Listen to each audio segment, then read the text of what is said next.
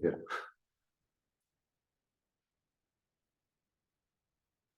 Okay, hello everyone.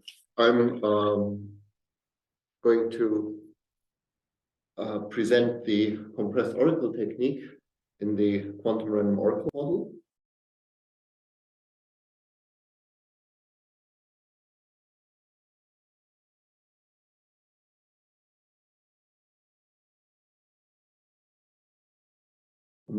I have given already some talks in this TCS seminar on the topic, one many years ago, when I basically didn't understand the technique, because the paper that introduced it is it's not easy. And then once I gave one on some results that I had based on it, but not on the basic technique itself. And well, there had been a wish issued in one of the past seminars to give an overview over the technique itself, because it's a technique that is very powerful in quantum cryptography, but also often not well understood or not understood at all. So maybe first I start with some words about what the random oracle actually is, and then quantum random oracle, and then why we need the compressed oracle technique.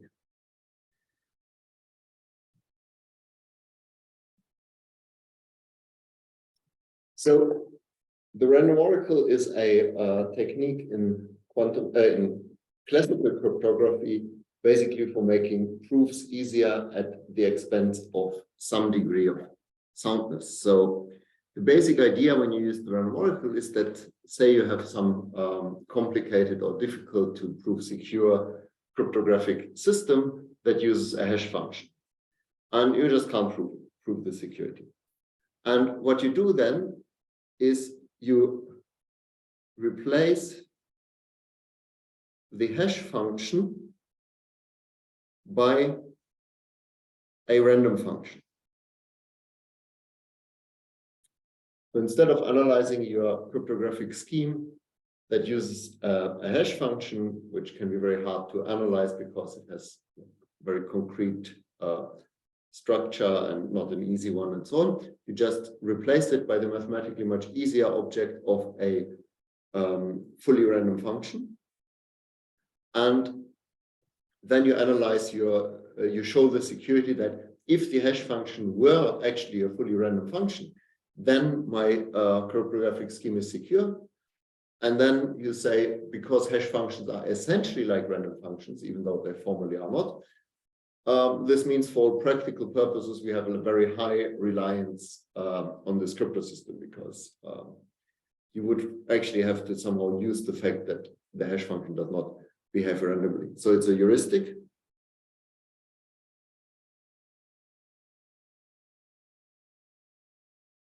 If proven in the random oracle model, then assumed secure with a real life hash function. But it should be stressed, this is a heuristic. It can be shown that it is not sound in general, so you can make artificial counterexamples of cryptographic schemes that violate this heuristic, but it is one that is widely used and quite successful.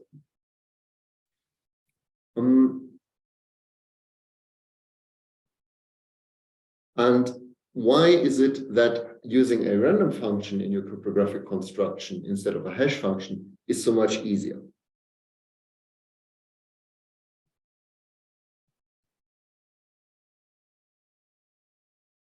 And for this, I'm going to give you I'm going to show a very simple example, first classically, that illustrates how you can treat a random function in a proof, and how you can use that to show properties about it very easily.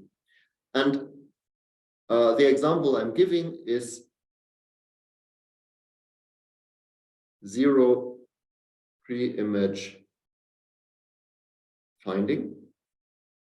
So this is basically a very simple task in basically a query complexity task, where I'm asking, given a function, and I can query it at any position, how long does it take me to find an input so that the output is 0? So let's make this a bit more concrete. So we write a little program, basically. We say that h is picked from the set of all functions from x to y. So I'm using this notation to mean it's uniformly randomly chosen from this set of functions x to y. And you have to imagine in this context that both x and y are relatively large sets. I mean, so large that you cannot efficiently iterate over all elements in these sets. So let's say it's the set of all 500-bit strings or something like this for imagining. So we pick this, then we run an algorithm A that gets access to H. So it gets H as an oracle. And this algorithm runs, makes at most Q queries, where Q is some parameter that we can assume. So we assume it doesn't do more than, let's say, 2 to the 100 queries or something like this. And it outputs a value X. And then we check whether H of X is 0. So that would be a formal write-down of the game. And now what we claim is that the probability, or maybe I don't use the word return, I say win is a Boolean variable that is assigned the value of this predicate. And then I claim the probability of win is smaller equal Q over the size of Y, which is very small for reasonable parameters. And well, intuitively, that doesn't sound too surprising, because we can, all we need is to say, like, well, every query that we do, well, doesn't tell us about any of the other queries, and the only way to find a 0 is just to try over and over until we get it. And so each try succeeds with probably 1 over the size of the domain of the range. So the success probability at most Q over the size of the range. But we would like to make this a bit more formal and not just say kind of this is the best we can do. And for this, we use a technique in classical cryptography that is called lazy sampling. And lazy sampling is not just useful for proving this, for proving this specific hardness problem, but generally when you're working with a random function, you will almost always use lazy sampling to prove some hardness result about it, whether it is something actually cryptographic or maybe just a purely query complexity kind of problem, because this is kind of almost more like query complexity than cryptography, but the borderline is pretty blurred between the two areas. So what is lazy sampling? So in lazy sampling, we do the following. Instead of using a function h that is randomly picked and then given to the adversary to have query access, we use a stateful oracle h that works as follows.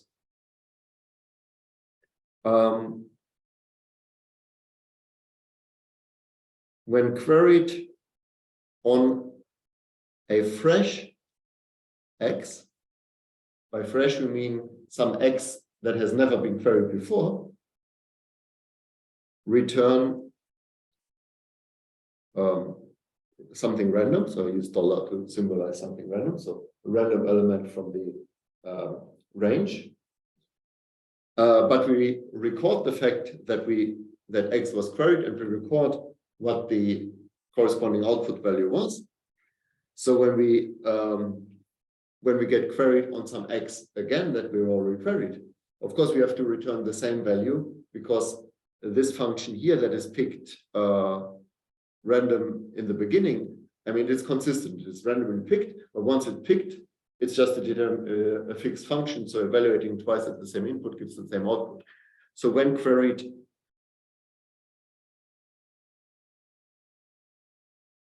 on the same X again, we return the previous value. So this is what we call a lazy sampling oracle. Why is it called lazy sampling? Well, it's the distinction between this up here and this down here. This thing up here samples all outputs of the oracle in the very beginning in one go. So it's kind of eagerly sampling. While the lazy sampling oracle, it samples an output of the oracle only when that output is needed. And when it's not needed, it will stay undefined. And yeah, so one can prove the following theorem. I'm not going to formulate it precisely, but kind of, well, just to give the spirit. H that is randomly chosen like this is perfectly indistinguishable from a lazy sampled H.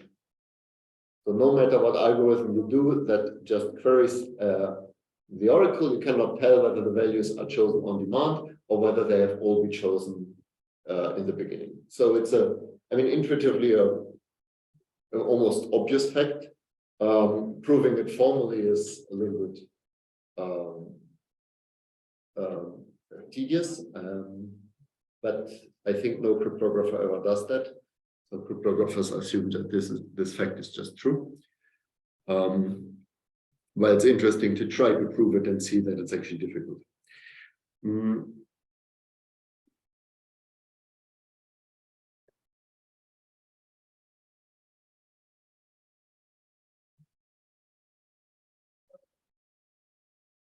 Okay, but why do we do that? Yeah, I showed you this game here. There's my pointer here. Maybe I have a nicer pointer here. Let me,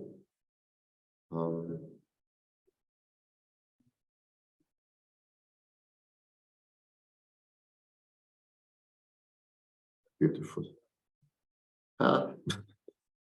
So I have this game here where I wanted to show this condition, and then I introduced something completely different. So why did I do that?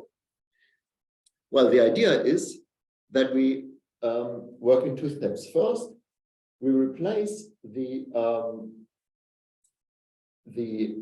oracle H by a lazy sampling oracle. So here comes the proof of this fact here goes along the following lines. Step one, replace H by a lazy sampled H. And since we said that it's perfectly indistinguishable, it follows that this probability here will not change when we do the replacement. And now we analyze this game in the with lazy sampling. So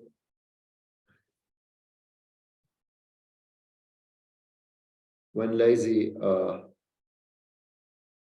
sampling, each H query made by A gives a random output,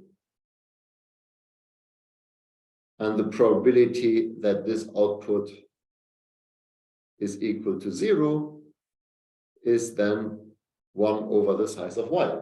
Because now we have something where whenever you query something, you just get a random value. So I could write this game now out formally and unwrap this and so on, and then you would really have that it's basically like an event.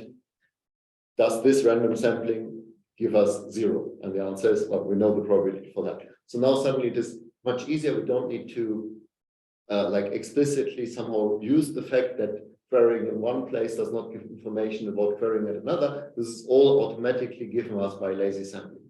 So lazy sampling gives us independence of values. It gives us the fact that it allows us to track whether something is already known to the adversary or not.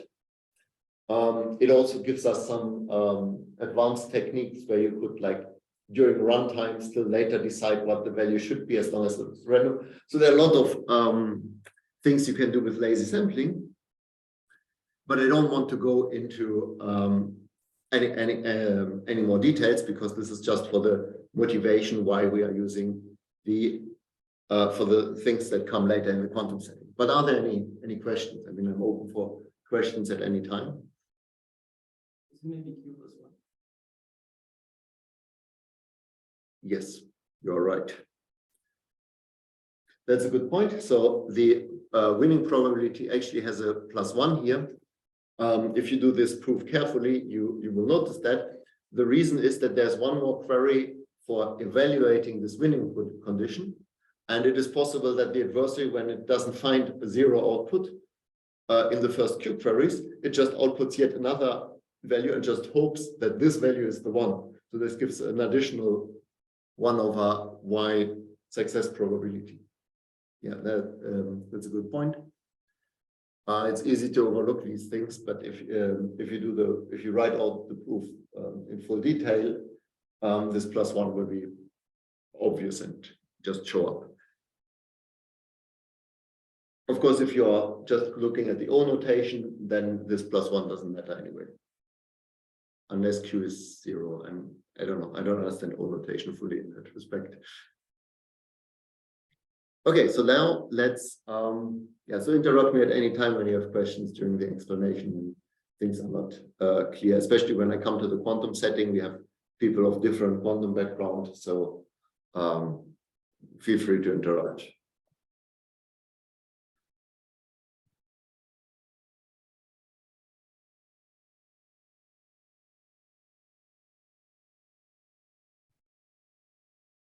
So now the quantum random. So what we have seen so far is the classical random oracle. It models a classical function, and we have a classical adversary that is querying it. And this is basically what cryptographers were concerned with before quantum computers became an interesting threat. But nowadays, cryptographers are often concerned with post-quantum cryptography, or even with quantum cryptography where you want to use quantum processes actively in your protocol. But for the purpose of this talk, the distinction doesn't really matter. And for simplicity, let's think about post-quantum cryptography. So cryptography where the adversary, where we have a classical protocol. So all the interaction is classical. We send, for example, we encrypt a classical message and send it over the network classically. And we are asking the question, can an adversary that has a quantum computer successfully attack our crypto system? And then you need to, when you do that, you often run into subtleties that you didn't run into classically. And one of these subtleties is how to model the random oracle. So we still want to use this heuristic, but if we use it classically, it will not be a good heuristic. Why is that? In the quantum setting, I will just always use a capital Q for quantum because I may use this word very often. In the quantum setting, we can evaluate a hash function in superposition. What does that mean? It means that an adversary can produce a quantum superposition of many different inputs to the hash function and compute all the outputs to the hash function in superposition. So what it actually can do is, like, let's say there are two registers, X and Y, and the adversary can produce a superposition of many different values, X and Y, with some complex amplitude that tells how much of this. So, I mean, quantum background will be different. Some of you will find this completely obvious. For some, this will be a bit mysterious. If you are on the mysterious side, just take into account that it basically means, like, if I have a letter in this funny bracket, it means some classical state of the quantum system in that specific register. And then because I have a sum, it could be many of these classical states at the same time. And if I have a hash function H, and the adversary produces such a superposition, then it can compute by evaluating H on a quantum computer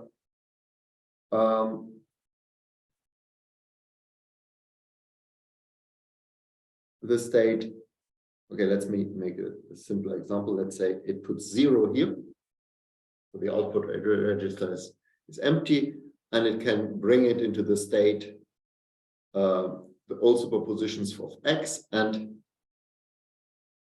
hash of X. So that is the quantum random. That's the quantum, what I can do with the quantum hash function, and this does indeed make a big difference, because with superposition, at first it's not obvious what we can do with this. It's just like a physical toy or something, but it does give us speeds up.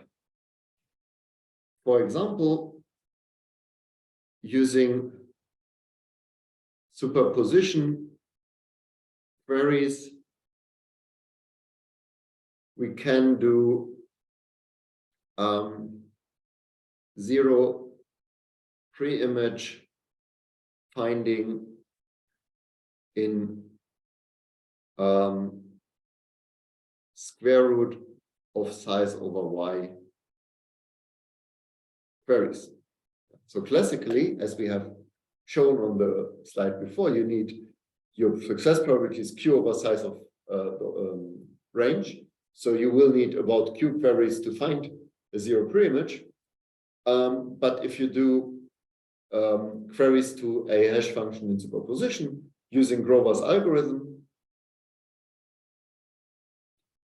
you can do it much faster, namely in square root of y queries. And this already shows that the classical random oracle heuristic is not a good instantiation for the for a hash function in the post-quantum crypto setting, because we have just shown before that in the random oracle model we can show that we need y queries, but in real life we need square root of y. So we have a counterexample to the heuristic, and this is not an artificially constructed one. This is a very realistic counterexample. So we need to. I have a question. Yes. Does this like apply only when like the good right now it seems that this is the case when we apply a hash function to qubits. So if we are like, sorry, you know, we are trying to adjust the volume setting here somewhere.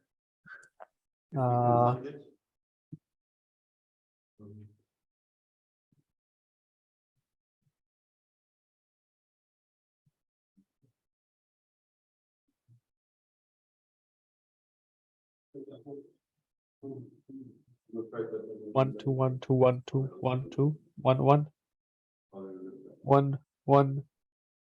I think that's where we want to draw this out. 1 2 1 2 1 2 1 2 1 2. Here's the song. Can you say something again? 1 2 3 4 5 6. Right. Can you hear me? No, I believe yes. Okay, perfect. Now you're a bit too loud, but I think we can get out. Okay. So does this apply only when we apply a hash function to like qubits. So if we apply a hash function to like usual bits, is there still an issue? It depends. It depends who we are.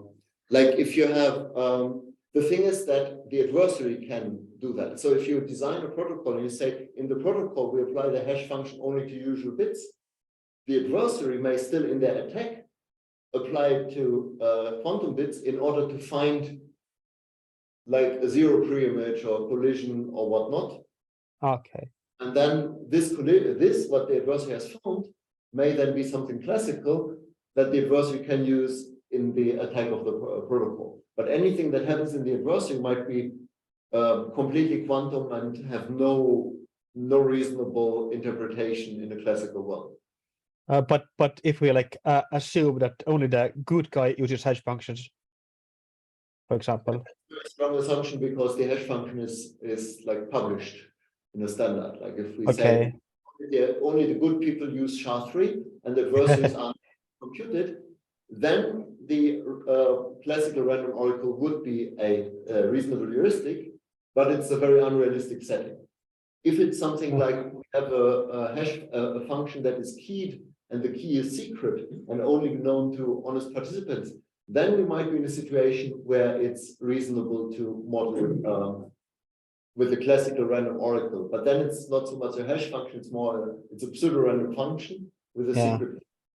And then you can say, okay, if the key is secret, then we only have classical queries to it, and then we replace it by a classical random function. And then you can use lazy sampling for the analysis of that. Okay. Okay. Yeah. Thanks. Okay.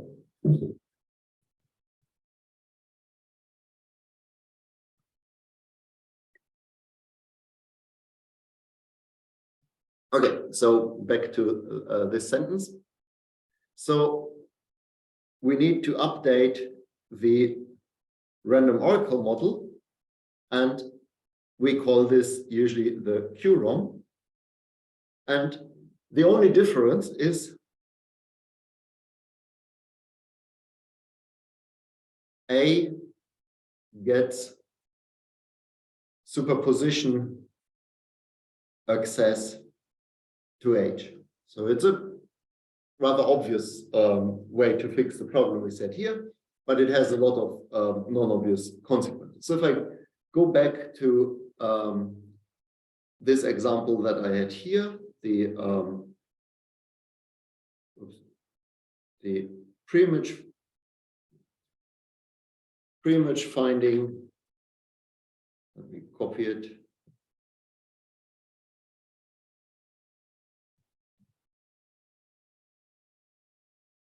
So how would we now state the mathematical question we have? The only change is that now here, instead of having H, we have superposition queries to H. I'm using now this notation. This is sometimes used to emphasize that the oracle queries are superposition queries. But it's not, I mean, it's also sometimes like a little bit misleading because this cat notation is just used in a completely different way than its usual meaning. But since we associate it with quantum, this is one way to write this. Or we could just somehow in the text say something that like all oracle queries are superposition queries. So what this means is we pick the function, a random function, completely at random. Then we run the adversary, and whenever the adversary can make a query, it is one of those superposition queries. So the adversary initializes two registers, and then the function that maps cat x, cat y to cat x and cat y XOR hash of x is evaluated in superposition. And then the adversary outputs some x, and now we evaluate once more classically and see whether the output is 0. So here we have actually both classical and quantum queries, but the classical ones can be emulated with quantum queries. So we are fine with the model that says H is only evaluated quantumly. Of course, there could be settings that you have maybe a lot of classical queries and very few quantum queries, and you want to actually use the fact that classical queries are less powerful. I'm not aware of any research that did that. So I don't really know the techniques for handling that. Most of the time, you just treat all queries as quantum queries if you have any quantum queries in the system. Okay, but now the proof we just had here for this probability doesn't work anymore. We know that it doesn't work because we say Grover's algorithm gives us actually something faster.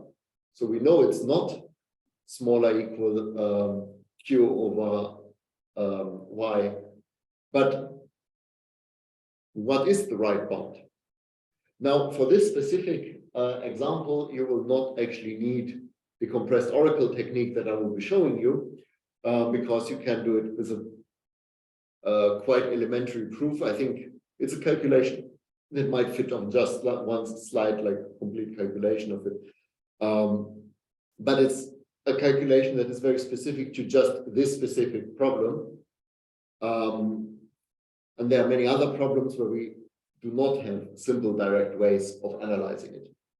But I will still just keep this example, not because it's the example that actually motivates us to introduce this technique, but because it's the simplest example to see, and we just use the difficult technique for this simple example to illustrate the technique.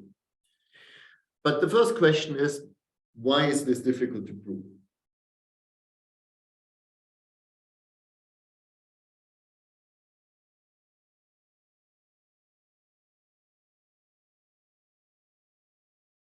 So we may ask, can we use lazy sampling? Now, we have seen this is easy to analyze using lazy sampling because every query is just gives us uniformly random answer. So we just ask upon which query did we get 0. And the problem is lazy sampling doesn't work in the quantum setting.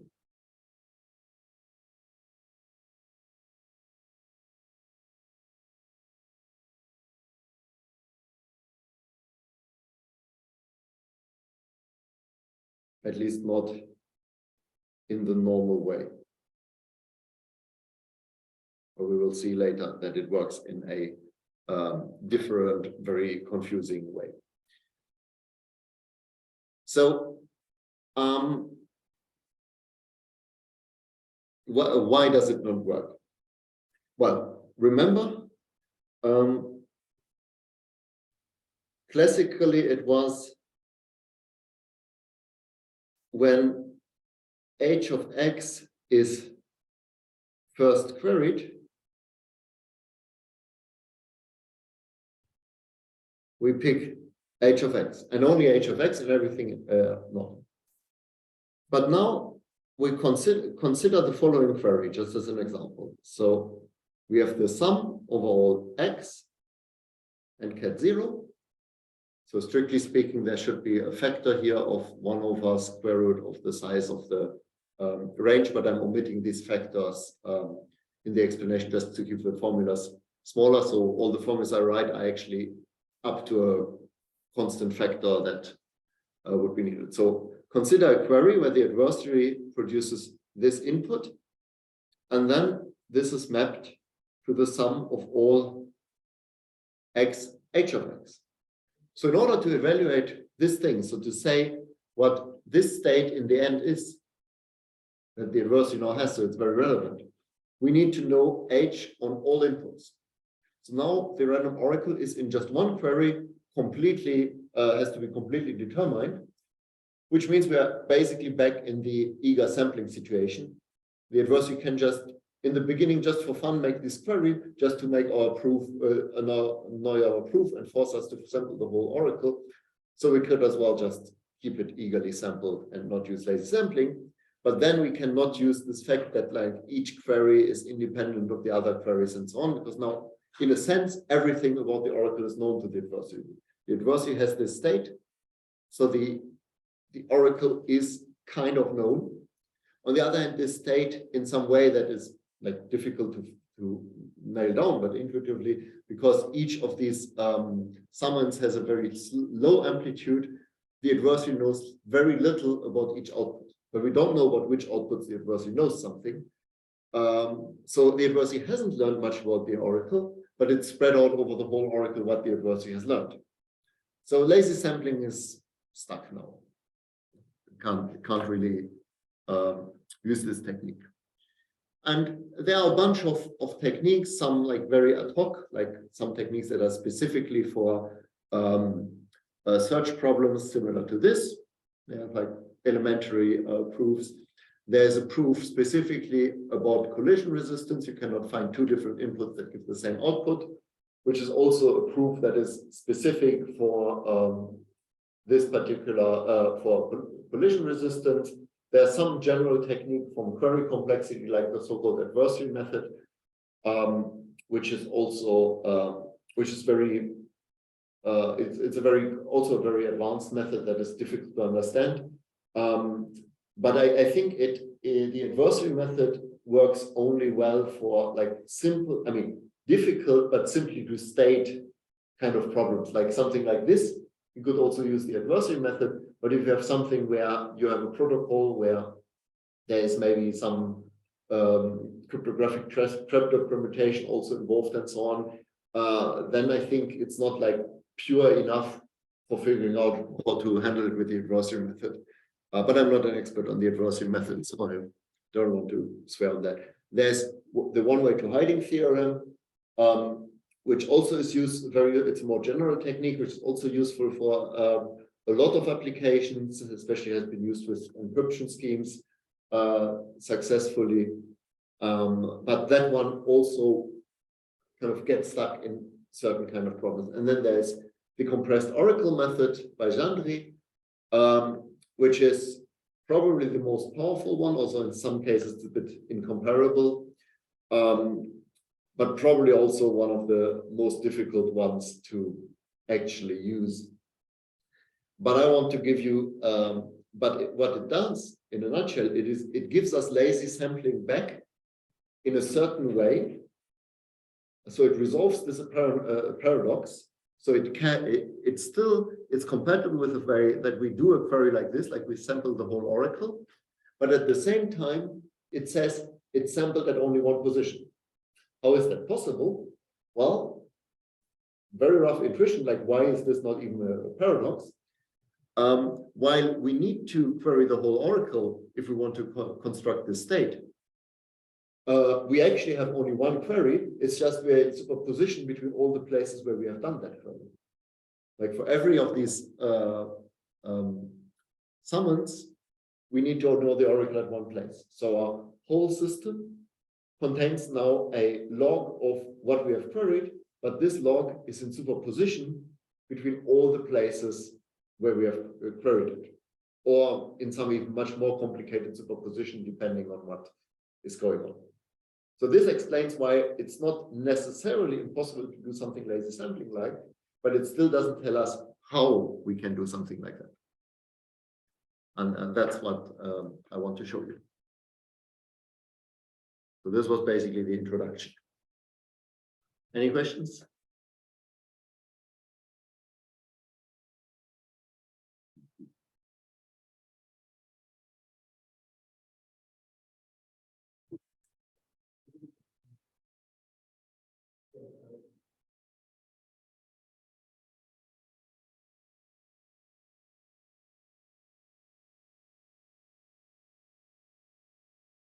Okay.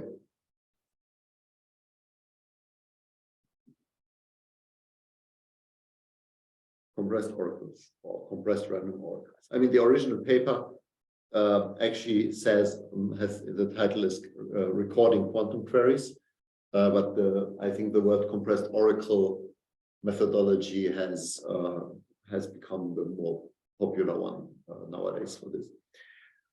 And we will see why it's called compressed, or I can also tell why it's compressed. Like if you think of lazy sampling, you have one more advantage. Namely, if you want to write down, like with an eagerly sampled oracle, like if you sample the whole random function in the beginning, writing down the whole function takes, like the value table takes a a lot of space. So if you have in your reduction some steps where you would need to consider the whole state of the random oracle, you can actually not do this with the polynomial time algorithm, and that can be a problem for in certain situations as well, because you want everything to be polynomial time. But with lazy sampling, since you only have a state, the state is a very sparse partial function, which is only defined at the places which you have queried, you can write out the whole state of the random oracle in a very small space, like roughly roughly linear in the number of queries. And we will get something similar also for from the compressed oracle methodology. And this is why it's called compressed. So instead of a big thing, we have a small thing. Okay, so let's see how it works. And the technique is done in several steps. The first steps are basically just some kind of generic transformations that you can do with any protocol, and then the last step is an analysis, which can be very hard and very protocol specific.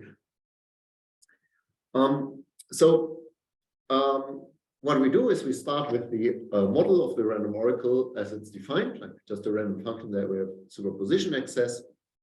And then we replace this step by step by stranger and stranger constructs that are, like, in terms of their definition, much less nice, but that have properties for the analysis that are nicer. So step one, the random oracle is given, so we replace, okay, no, step one is just the normal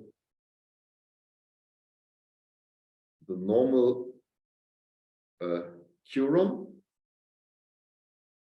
So I will write this as a with circuits, because that's a bit more useful for things we see now. So I'm restating it. So first I pick H randomly from the set of functions. And then when I do an oracle query, so each query that the adversary does, the adversary produces two registers, X and Y. There's some overloading of notation. So here X is the set from which the values are chosen, and here X is the name of a quantum register. So if I have two registers, X and Y, invoking the oracle just means applying the unitary UH.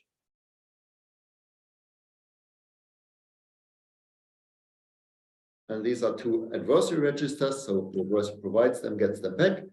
And UH is the unitary that maps XY or cat XY to cat X and Y XOR H of X. So this is exactly what we had before. I just drew it a bit more pictorially to illustrate what's going on. And now we want to replace this by something else. So the first step, what we want to do is we want to, in a sense, already do lazy sampling, but the lazy sampling that is not so useful on its own. So instead of like marking what is undetermined, we just keep everything, all possibilities that are still possible in superposition. So how does that work?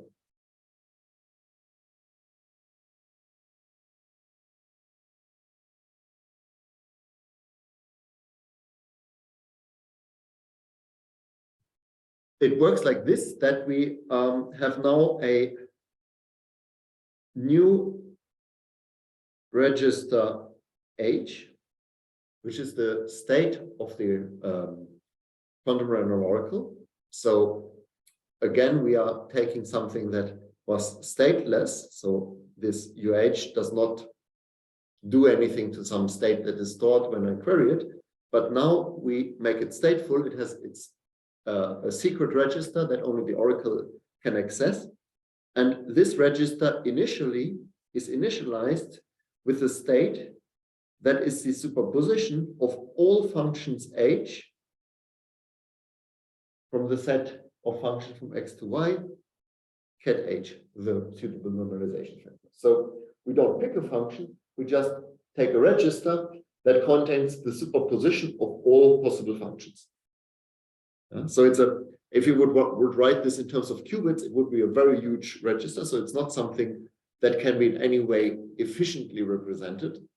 But it's just a conceptual tool, because if you would implement this, you would actually need to write the whole value table of H here, and that would need exponentially many qubits. But conceptually, it's possible. And now when the adversary does a query, the following happens. So the adversary provides the registers X and Y. But we also have this register H, that is to which the adversary has no access except indirectly by talking to the oracle. And we perform a query that I will just write as O for oracle here. And O performs the following unitary. So now we have 3 registers. So any state H, X, and Y will be mapped to something. So what would it be? Well, what we want to build is something that basically just looks at the H register and tells us what's the function, and then behaves like this UH from above.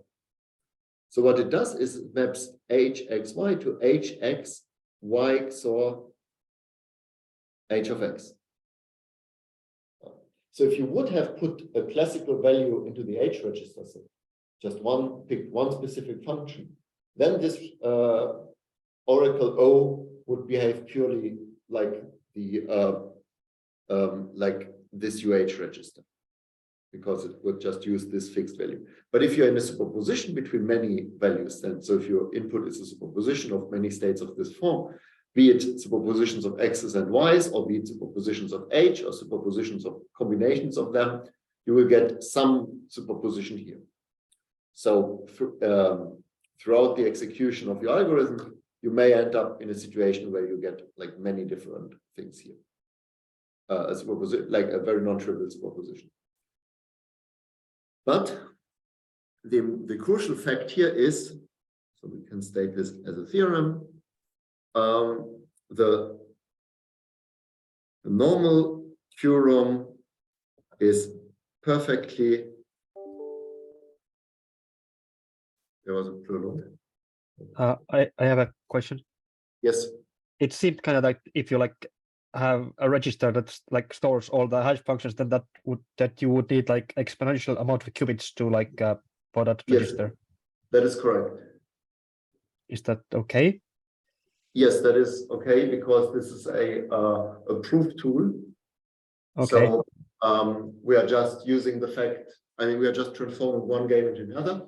If your proof at some point, if your proof would, well, what is bad is if then you do a reduction and this oracle register ends up being part of some algorithm that is supposed to be polynomial time in order to use some assumption, then you are stuck. Yeah. But as long as you don't do that, you're not stuck. And we will actually, like if we manage to now transform it back to something polynomial time or polynomial space, then you can do your reductions as soon as you have reached that point. And that is indeed possible. I will not go into that because for this example, you don't even care, because we only care about the query number, not the like space complexity and so on. But it does work in settings where you care about that as well, by just in later steps, because this is just intermediate, in later steps when we actually reach the compressed oracle, there is a way to implement it with low memory complexity. Okay. Yeah. Okay, thanks. Yeah. Right. Okay, the normal cure, there was some sound done by this. I wonder if it complaining about battery life, maybe. No one knows what it's complaining about. Okay. Could be. Okay, but I'm still safe on the battery side, so that's fine. Okay, the normal QROM is perfectly indistinguishable from O implemented as I showed here. And actually, this thing is already some kind of lazy sampling. Why is that?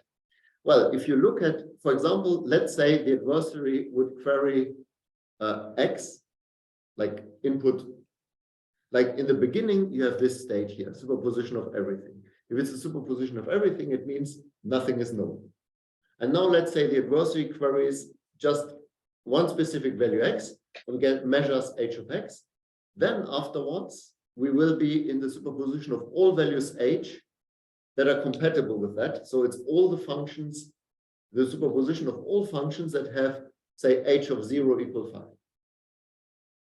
And from this, I can read off that specifically 0 is known, H of 0 is known, and nothing else is known.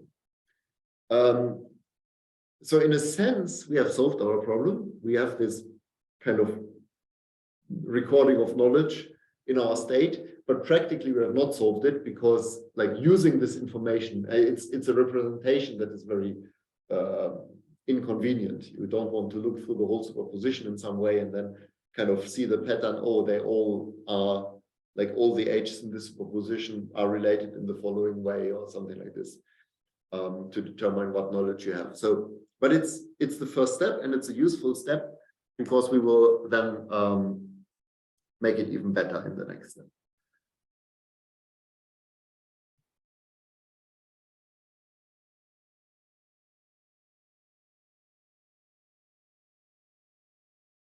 Okay, and for the next step, we need to ask ourselves a little bit about the representation of the register H.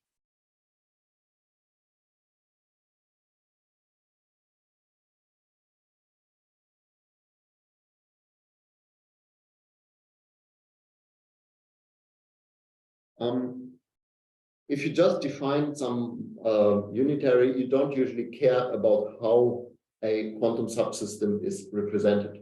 But sometimes different representations may be more or less useful. And if you're talking about representing a superposition of functions, there's one representation that is particularly useful for the rest here, and we will fix that representation. Since any function h from x to y can be written by its value table, so it can be written as a tuple h1, h2, h3, and so on, where hi is just h evaluated at I. So we can write down a function in this explicit form. Again, efficiency is not an issue at this point. It's just in order to represent it nicely. And similarly, we can also represent H as a sequence of registers. So H can be represented as registers H1, H2, H3, and so on. One for every input. I mean, if you would, for example, make an implementation of this hash, function register with actual qubits, you would probably use this representation. You would say, okay, how do I write a whole function? Well, I first write, I don't know, 100 qubits that give us the output on input 0, then 100 inputs that represent the output on input 2, then 100 qubits that give the output on input 3, and so on, and you have them in a row. And now all I do is I say, well, the first 100 qubits I call H1, the next 100 qubits I call H2, so I basically just split this register logically into subunits. Doesn't really change the behavior, but now I can talk about things like I apply a function just to H3. So in the same way as I could say, if I have a classical register that contains a function H, I could say, okay, I now flip H3 or something like this without touching the others. It's just that in the quantum setting, this can be notationally much more difficult if you don't use the right representation.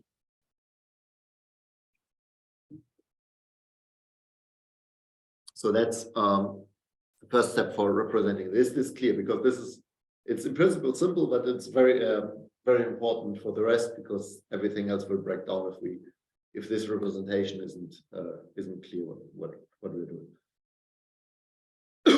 Okay. And now I extend each of the hx a bit. So normally the space of hx is a complex vector space with y possibilities, or in other words,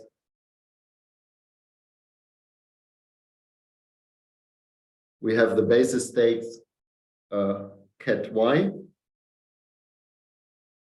where y is in y. So the state of one of each of these hx's can be a superposition of all the values y in the range y.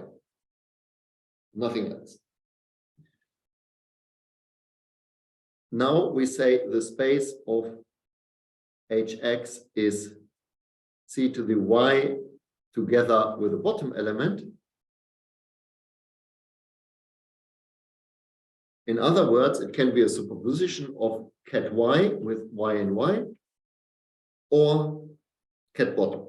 So all we have done is in our encoding to introduce the extra possibility that there is the state bottom, which is supposed to represent not defined. Now, does it break something if I introduce this? No, it doesn't. Because in our game before, if we look back here, we are just initializing this with superposition of all functions, so all total functions. So in particular, we just never use the ket bottom. The fact that our register supports having it there doesn't matter if none of our operations puts it there. So, but it is easier to do this whole math if we just assume the possibility is already in the register, because then we can do other transformations that actually put bottoms there, and the bottoms represent lack of knowledge later. Right now, lack of knowledge is just represented by having a superposition of everything, but that's inconvenient. Okay, any questions about this?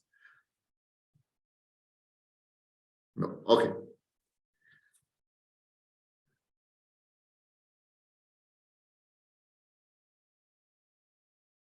Maybe I should, yeah, a little bit more about the notation.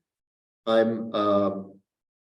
will just use ket star to mean the superposition of all y, because it's something that is very commonly used. It means like we have nothing is known about this particular output. And then the initial state, we said earlier, it's just a superposition of all functions h. In this representation becomes hx is initialized with ket star for all x. It's the same, like all functions means each of the function outputs can be any value, and they are independent.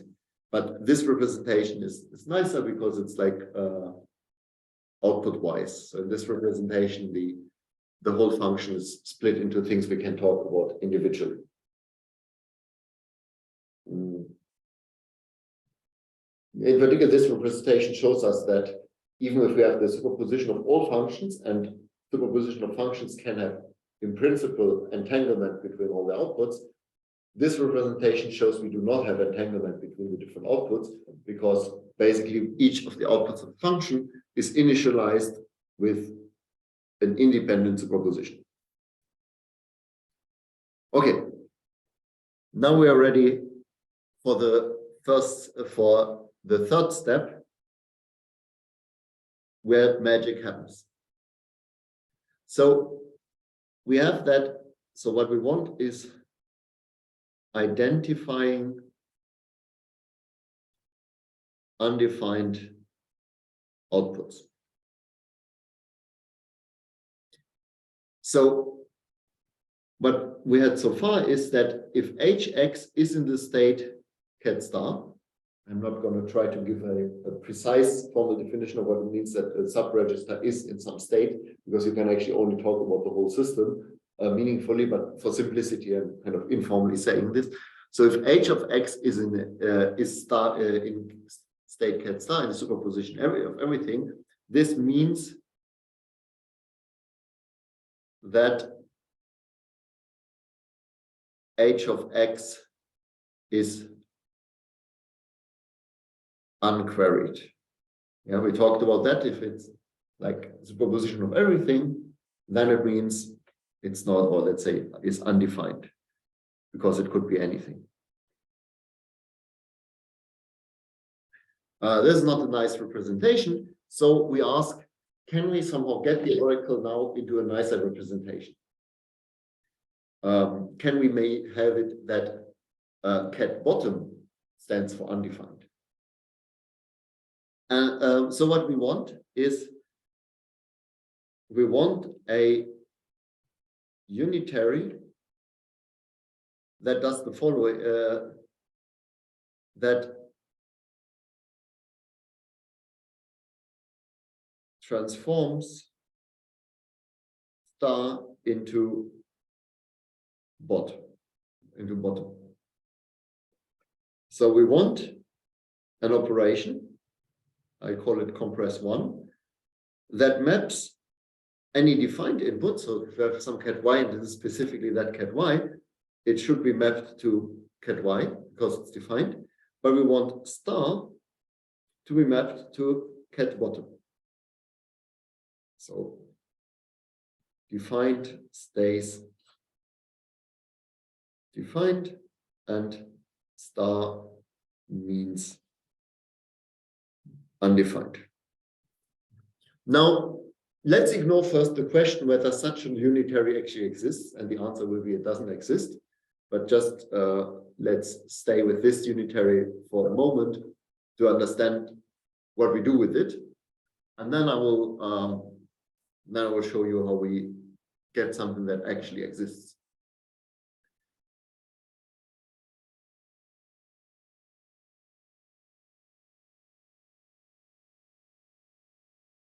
So with this unitary compress, I do the following. Like the initial, something wrong there.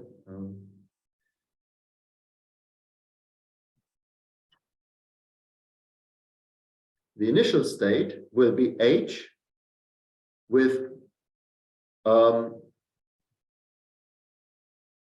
compress applied to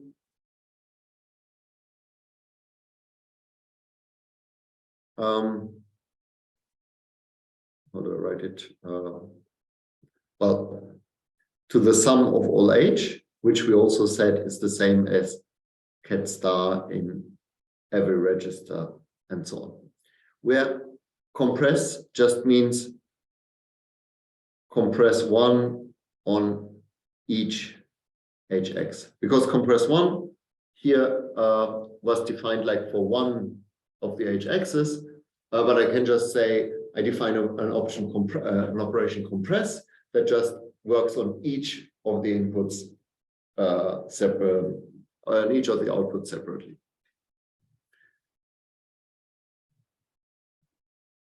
So, so what I do is I take my initial state, but then I compress it, and we'll talk about in a moment what that means. And when there's a query, what I do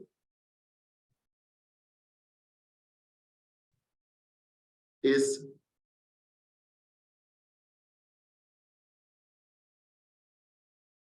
I apply the inverse of compress.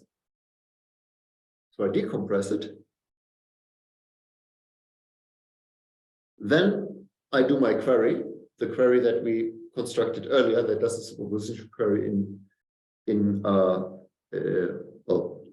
superposition query in superposition between different functions, and then I recompress.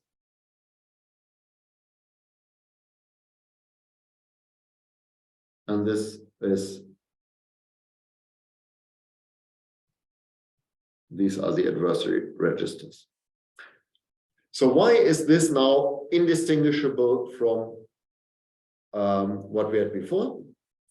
Well, it's actually quite simple mathematically, because what we do is we have just a change of representation. Instead of having this initial state, we have this instance with some operation applied to it, but whenever we access this oracle, we apply the inverse, so we go back to the original representation, apply it, and reapply this change of representation. So at every point, our oracle is in a state that is the image of compressed, but whenever we want to access it, we undo this, do our operation, redo it. Because of that, you cannot tell the difference. So this is what we already call the compressed oracle, for reasons that become clearer in a moment, is perfectly indistinguishable, so again the theorem, from just having the O oracle with the original initial state. Now, this is just a definition. What we want to know is why is it a useful one. So let's look at various aspects of this construction.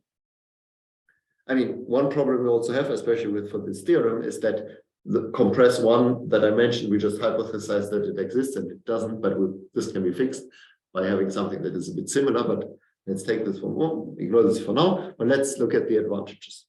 Advantage one is the initial state is, I mean, it is this thing here, which is the same as compress 1 times star tensor compress 1 times star tensor and so on. Because this one has cat star in each register, and then I apply compress 1 on each register, so each register has compress 1 cat star. And we defined compress 1 as the operation that maps cat star to cat bottom. So this is actually cat bottom tensor cat bottom and so on. Yeah. So what we have now is the initial state of the compressed oracle is just a value table representation of the completely undefined partial function. And that's actually how we start with lazy sampling. We start with a completely undefined function, and then step by step, new entries will be added. And this also gives us already an idea how this whole thing can be made efficient. Oops, sorry. How this whole thing can be made efficient. Namely, we can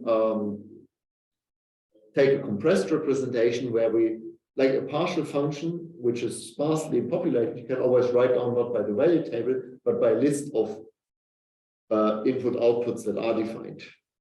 And this basically you can also do here. You start with an empty list, and then in each query, you can see that this doesn't grow too much. We will see that in a moment. And then you always keep this efficient representation. But in this efficient representation, writing out the various operations becomes very cumbersome. So you do not want to do that. Well, you do want to do that if you need, but you'd like to keep your analysis in this clean value table model as long as possible to avoid these complications. And I think that's one thing that much of the literature does wrong. They kind of think only about the efficient representation, even when they don't need it, and make things much more like then they have to mix up the analysis with implementation issues in a way that is actually just not necessary. Okay, this is advantage one. The initial state is nice. That does not necessarily mean that after the first query, things aren't completely non-nice. So we need to see what does a query do in this model. So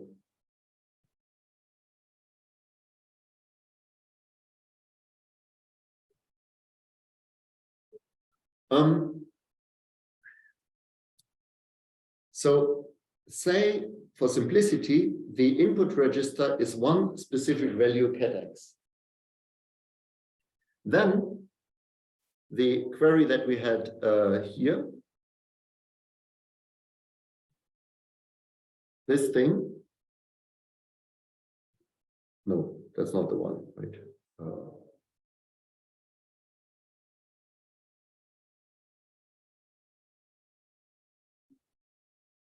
Never mind. No, mind. Let's try again.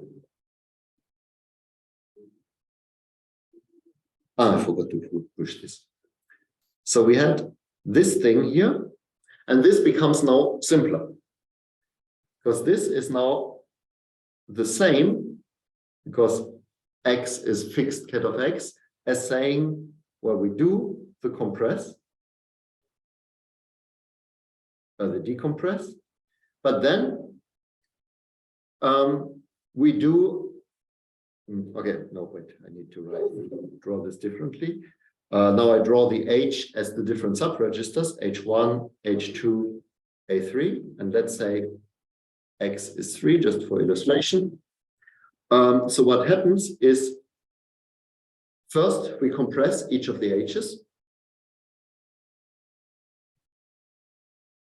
with compress 1.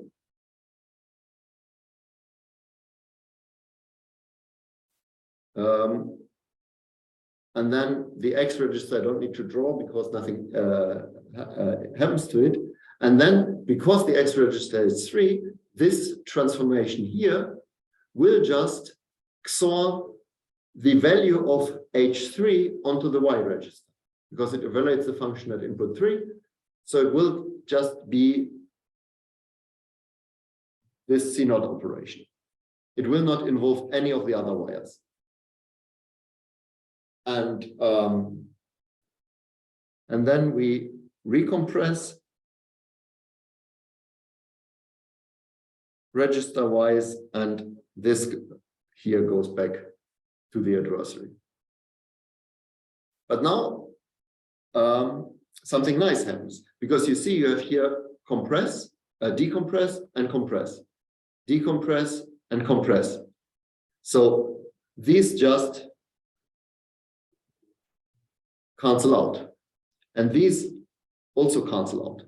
The only place where the compress one that done on one register is relevant is on the one value that we apply the oracle, that we evaluate the oracle on.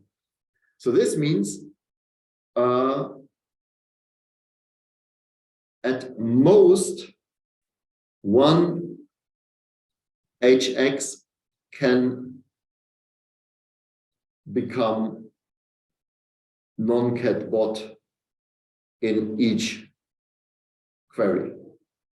Yeah, I mean, if this was already not HBot, then it stays not HBot, but if, or it can become bot, we don't know, but at least the ones here, they cannot go from bot to non-bot because they are essentially not touched. Now, this whole thing can happen in superposition between many different X's, but then we can still make the argument that in each of the branches of the superposition, at most one of the inputs will become non-bot, and it could be different one in each branch. So what we get is after Q queries, H is a superposition of functions cat H written as a value table with where the size of the function is smaller equal q. And by size of the function, I mean, these are now partial functions written as value tables, and the size of the function just means how many inputs are defined. And the size of the function will be at most q, which means I can also have a compressed representation as a list that doesn't grow over q elements, and I can use this in my analysis. So this is the compressed oracle, almost. So any questions about it? So this gives already the intuition how it should work. or how it's. What would happen if I do a query of like x1 superposition x2, and I don't do a measurement in the computational basis, but I do it in the diagonal of x1 and x2.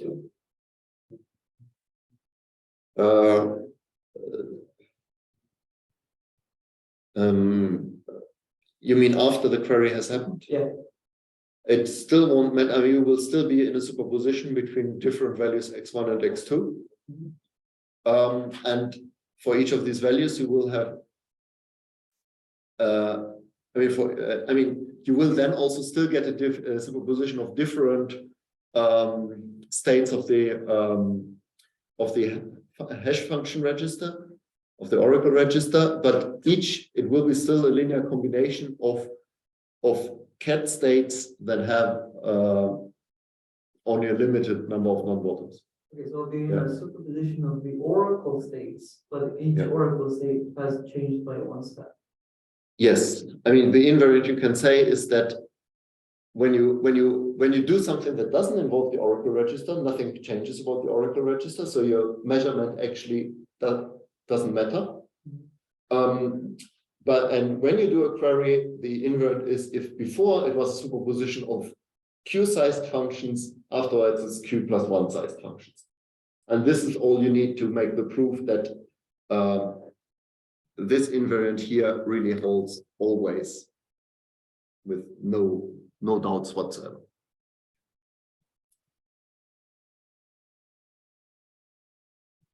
Okay, and yeah, we can do efficient representations, etc., etc. We don't want to because we don't have time for that. It's a bit of a paradox. The algorithm doesn't have time to do it differently. We don't have time to do it fast. But there's one big problem.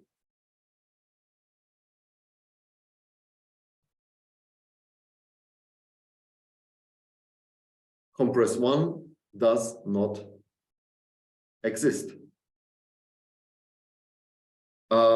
Because remember, we want that compress 1 of star is bottom, but also it is a linear function because unitary operations are linear.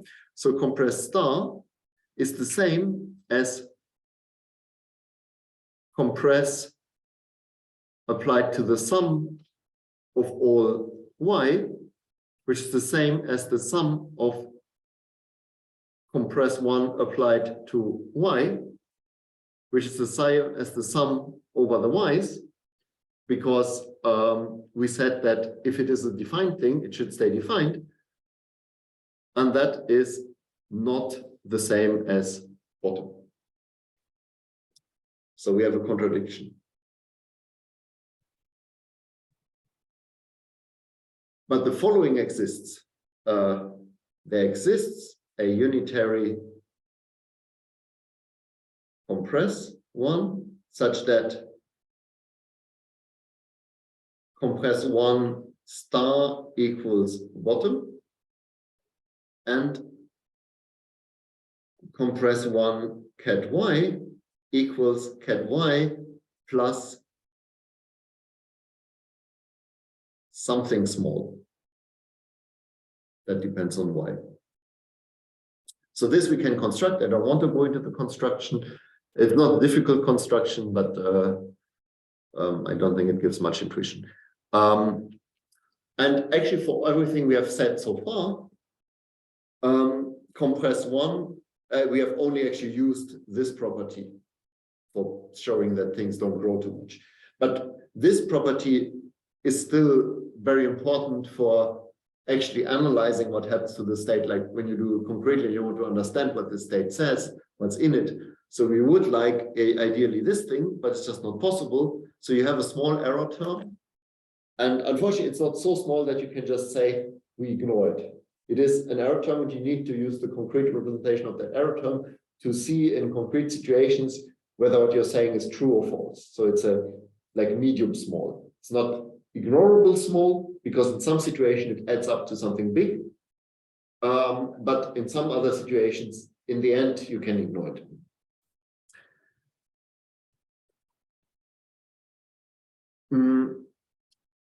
So what I've shown you now is the definition of the compressed oracle model. Like, how do we define the compressed oracle? We have seen that this is indistinguishable from the original oracle in several steps. We have also seen that it deserves the name compressed oracle because the state is kind of small if we don't count the bottoms. It does some kind of lazy sampling because we have bottoms until some position is queried, in which case only that position becomes non-bottom, and kind of usually it becomes the output if we ignore this small error, which unfortunately we cannot always do. So it does like lazy sampling, but in a way in superposition and with some error terms that have to be kept track of. So how do we use it? So now let me come back. Or are there any questions?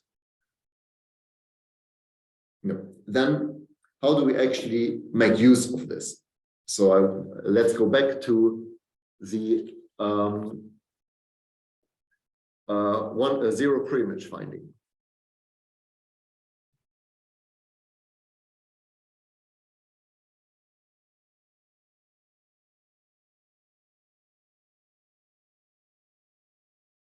So remember, zero pre-image finding said we pick a random function. We call the adversary with this random function, and we say we win if h of x is 0. And now, step 1, we replace, so this is superposition h, the superposition access to h by a compressed oracle. So we get here now that h is actually a quantum register that gets just lots of bottoms. And then a is given the compressed oracle, which is the, I didn't give it the name, but it was just the compress, query, decompress. And then we ask whether we win.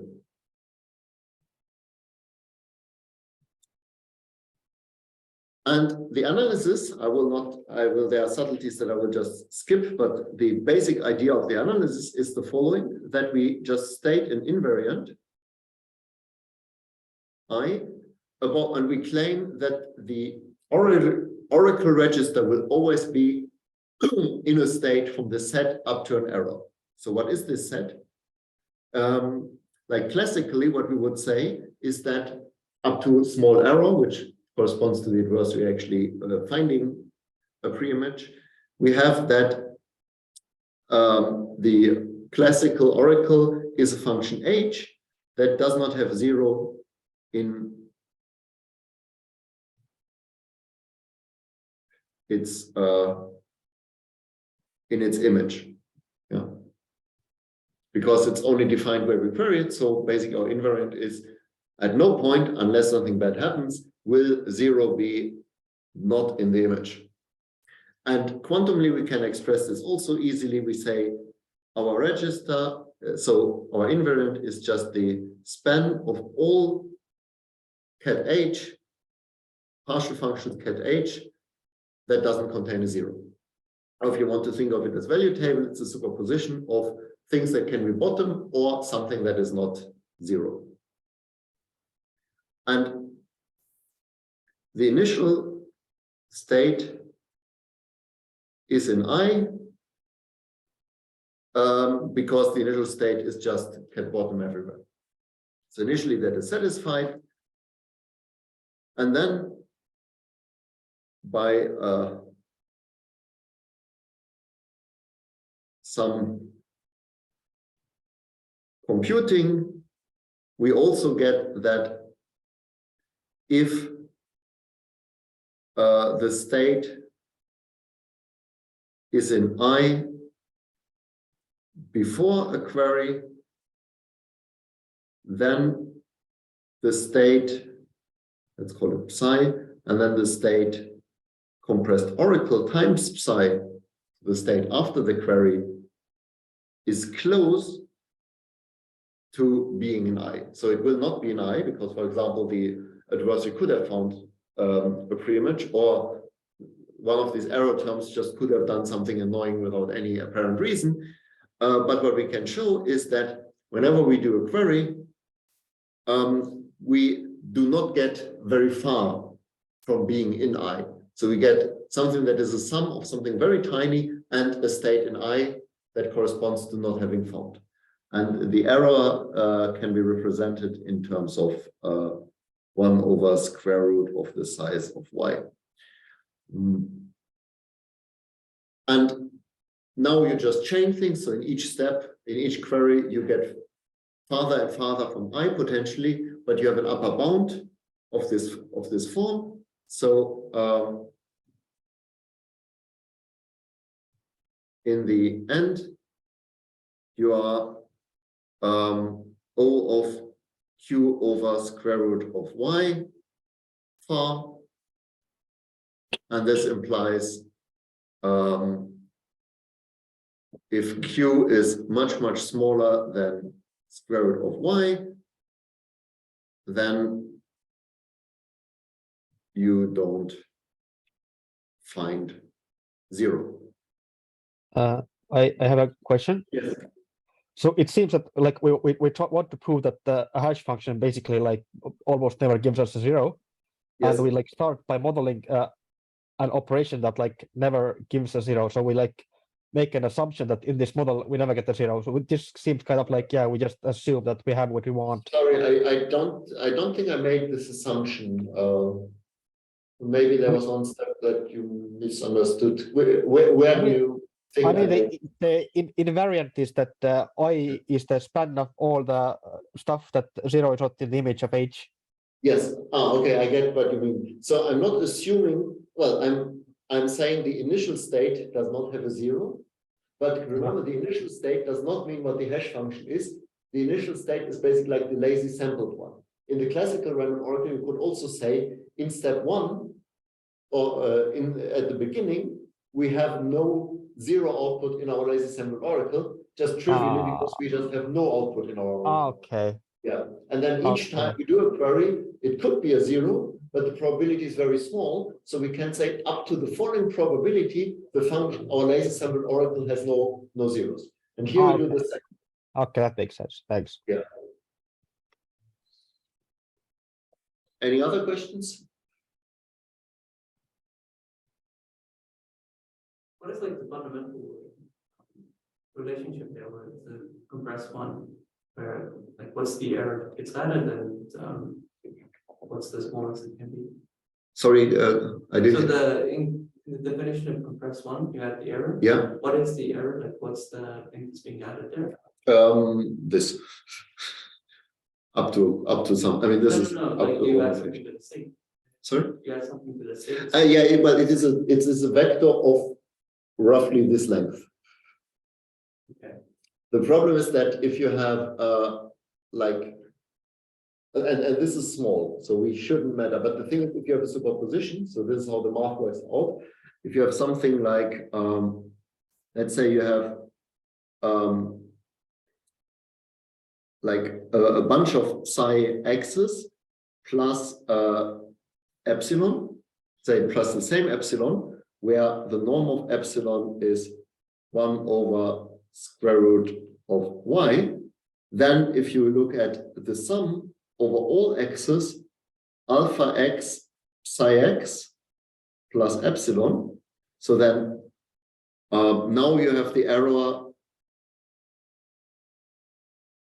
being this thing, and even if these alpha x's squares come to 1, this can be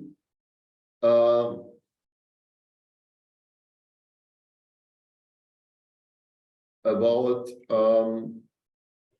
square root of y times epsilon in the worst case, because each of these alpha x's could be 1 over square root of y, and there are y of them. So something that is tiny to start with in a superposition can become big, but this is only if all the epsilons are the same. Now, if they are all orthogonal, then suddenly the error adds up in a nice way. So it depends so just knowing the length of the error is not enough to bound things. You need to see like kind of whether it explodes in the sums or not, and that if they're all orthogonal, that's a good thing. If they're not, maybe we have not so many summands here. There are like a lot of these kind of questions, and there you need to look at the formulas to figure out what's happening in a concrete situation. Is that the answer to the question?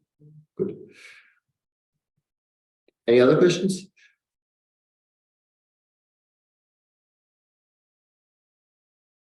And is there any easy way to apply to the QROM?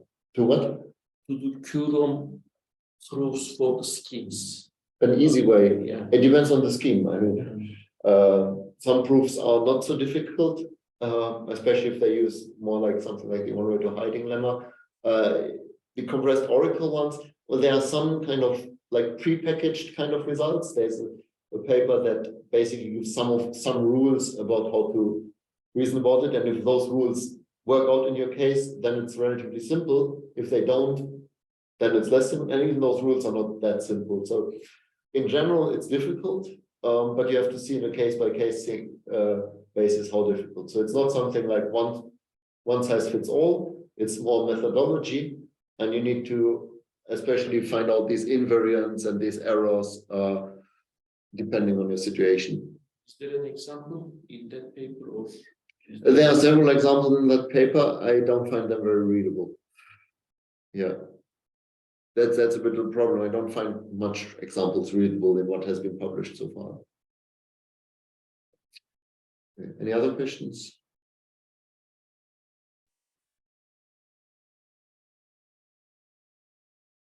If not, then thank you for your attention, and we're already over time.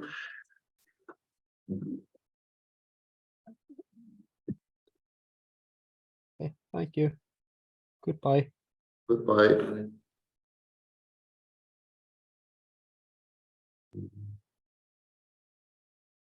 I have a completely unrelated question. Yes. I saw some talks